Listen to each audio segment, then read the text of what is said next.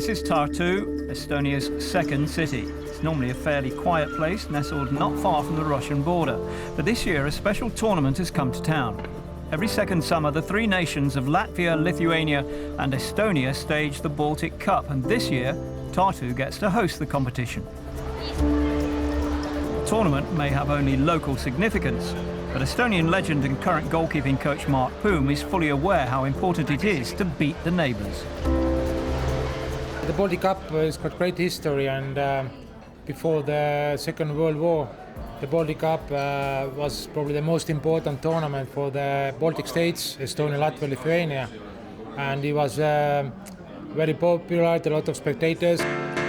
Estonia last won the Baltic Cup way back in 1938, but their recent form has been good. They only missed out on a trip to Euro 2012 after a playoff defeat to Ireland. I think it's a great test for the Baltic states, for the national teams, to compare yourself against neighbours. And as this year it's tournament held in Estonia, of course we want to try to win it.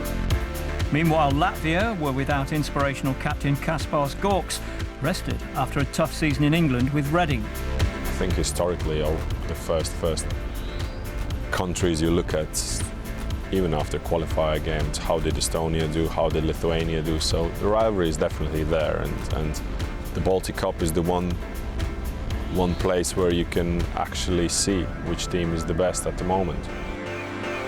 For 2012, three had become four as Finland joined their rivals from the Baltic's southern shore for the very first time.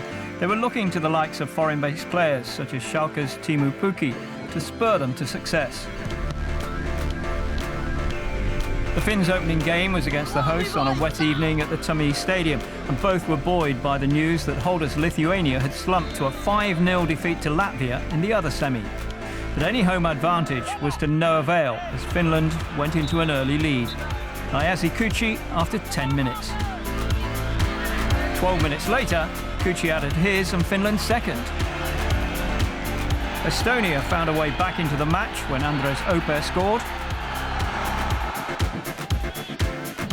And when Alexander Ring was sent off for a second bookable offence, hopes were high of an Estonian comeback.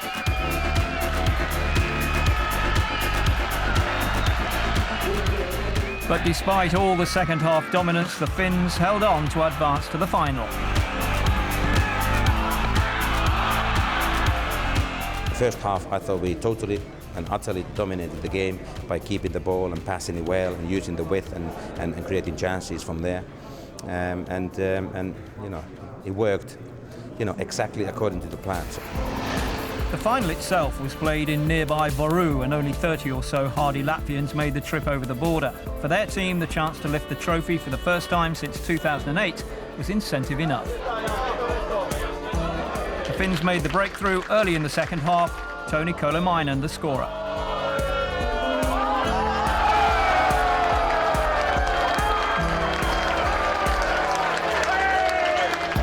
But before they had a chance to settle, the Latvians responded with a free kick of their own, glanced in by Edgars Garic. With neither side able to find a winner, the game went to penalties, and the shootout showed both keepers were on top form.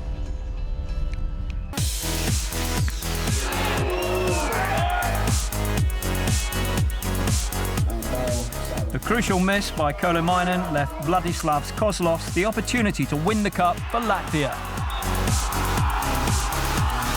The shootout is something that you never know what happens. Unfortunately, today we lost it, but you know, it was quite a lengthy one. You know, it wasn't. There were not too many misses, but unfortunately, we came out worse today and lost the Baltic Cup because of that. Of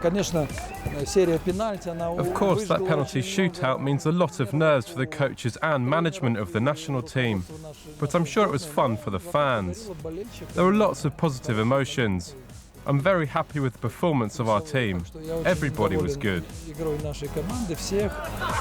tremendous victory for the Latvians. They rule Baltic football for the next 2 years.